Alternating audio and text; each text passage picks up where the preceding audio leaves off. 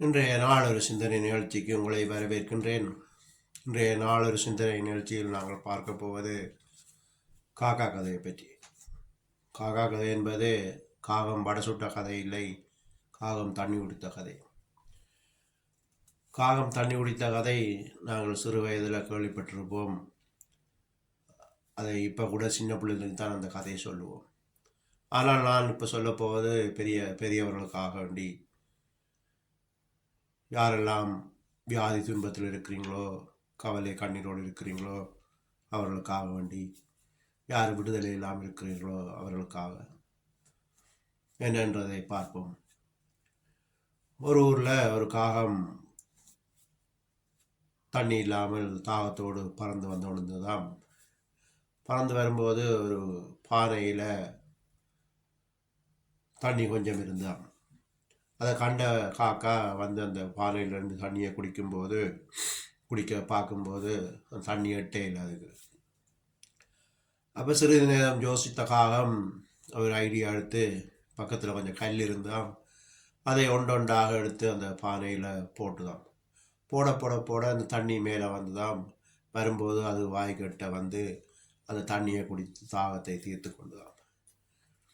இதை ஏன் நான் உங்களுக்கு சொல்கிறேன்னு சொன்னால், இன்றைக்கு நாங்களும் கிறிஸ்தவர்களாக இருக்கின்றோம். எனக்கு ஒரு அக்காவை தெரியும், கிறிஸ்தவ அக்கா தான். அவருக்கு சில பிரச்சனைகள் வந்த நேரம் நான் சொன்னேன், நீங்கள் செபியுங்கள், கர்த்தராகிய இயேசு கிறிஸ்துவிடம் செபிக்கும் போது அவர் விடுதலை தருவான்னு சொல்லும்போது அவர் சொல்கிறா, நாங்கள் செபித்து கொண்டு இருக்கிறோம், எங்களுக்கு விடுதலை இல்லையே என்று சொன்னார். இந்த காகம் அப்படி கல்லை போட்டு தண்ணியை மேலே கொண்டு வந்து அந்த தாகத்தை தீர்த்து கொண்டதோ, அது மாதிரி நாங்களும் இடைவிடாமல் செபிக்கும் போது அந்த தடைகள் எல்லாம் நீங்கி எங்களுக்கும் விடுதலை கிடைக்கும்.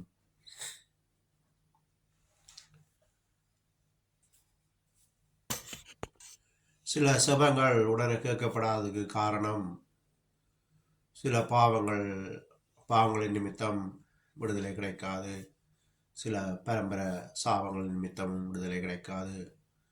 இதை போக்க வேண்டுமென்றாக இருந்தால் கர்த்தராகிய இயேசு கிறிஸ்துவிடம் நாங்கள் மன்னிப்பு கேட்டு, ஏசப்பா எங்கள் பாவங்களை மன்னிங்கள், எங்களுக்கு விடுதலை தாங்கள், எங்கள் தேவைகளை சந்திங்கள்னு சொல்லி அவரிடம் நாங்கள் தொடர்ந்து செபிக்கும் போது அவர் எங்கள் பாவங்களை மன்னித்து எங்களுக்கு விடுதலையை தருவார்.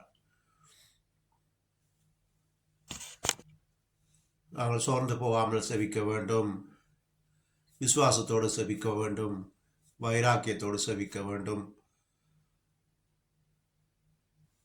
விசுவாசிகள் பக்கம் இருக்கக்கூடாது. நாங்கள் எப்போதும் எங்களை சுற்றி விசுவாசிகள் இருக்கும்போது, நல்லதை மட்டும் கதைக்கிறவர்களோடு நாங்கள் இருக்கும்போது எங்களுக்கு ஒரு உற்சாகமும் ஊக்கமும் கிடைக்கும். தொடர்ந்து நாங்கள் இடைவிடாமல் செபிக்கும் போது கர்த்தராகிய இயேசு கிறிஸ்து எங்களுக்கு விடுதலையை தருவார், சுகத்தை தருவார், கவலையை நீக்குவார், சந்தோஷத்தை தருவார். உலகம் தர முடியாத சந்தோஷத்தை நான் உனக்கு தருவேன் என்று சொல்லியிருக்கிறார். சுமை சுமந்து சோர்ந்து இருப்போரே எல்லாரும் என்னிடம் பாருங்கள், உங்களை நான் இளைப்பாற்றுவேன் என்று சொல்லியிருக்கிறார். எனவே எல்லா கஷ்ட நஷ்டம் துன்பங்கள் எல்லாம் அவர் மேல் வைத்து விசுவாசத்தில் நாங்கள் நிலைத்து இடைவிடாமல் செபிக்கும் போது அவர் விடுதலை தருவார். என்னென்ன தடைகள் இருக்குதோ அதை இயேசு கிறிஸ்துவின் நாமத்தினாலே கடிந்து அப்புறப்படுத்துகிறேன் என்று சொல்லுங்கள். திரும்ப திரும்ப சொல்லும்போது நிச்சயமாக அவர் விடுதலை தருவார். எல்லா தேவைகளும் சந்திக்கப்படும், கவலைகள் நீங்கும்.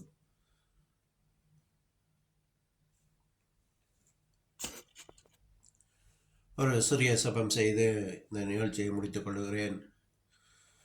நன்றி ஏசப்பா, நன்றி, என்ற நாளுக்காக நன்றி. இயேசு கிறிஸ்துவின் நாமத்தினால் செபிக்கிறேன். இந்த வீடியோவை பார்க்குற ஒவ்வொருத்தரும் என்னென்ன துன்பம், துயரம், கஷ்டங்கள், நஷ்டத்தோடு இருக்கிறார்களோ அவருடைய தேவைகளை சந்திங்க. அவர்களுடைய செபத்துக்கு பதில் கொடுங்க. அவர்கள் செய்த பாவங்களை மன்னித்து, அவருடைய பரம்பரை சாபங்களை மன்னித்து அவர்களை விடுதலை ஆக்குங்க.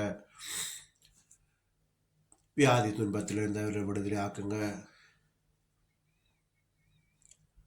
அவைகள் தேவைகள் சந்திக்கப்பட இயேசு கிறிஸ்துவின் நாமத்தினாலே செபிக்கிறேன் நல்ல பிதாவே. ஆமேன், ஆமேன், ஆமேன்.